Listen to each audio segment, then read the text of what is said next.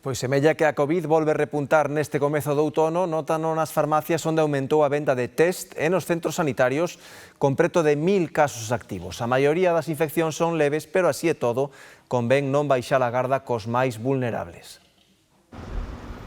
Tose, dor de gorxa, secreción nasal, os virus respiratorios regresan polo outono e o coronavirus non podía faltar á cita. Empecé con moco, moito cansancio, dolor de cabeza, e o que non tomo foi febre. Polo demais, levo as todas. Estou de vacacións, co cual non hai problema. Eu vin pensando que tiña o COVID, pero fixeronme a proba e non, é un catarro, gripe, algo. E como sempre que medran os casos, as primeiras en notalos son as farmacias. Nesta de Ames, as vendas de test disparáronse nos últimos 10 días. Incluso podería dicirche que vendemos nesta última semana o doble ou triple que nas anteriores.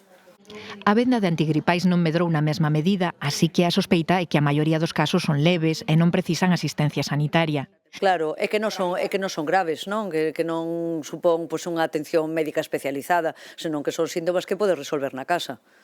Así e todo, hoxe no Sergas constan 971 casos activos e 142 hospitalizados con coronavirus.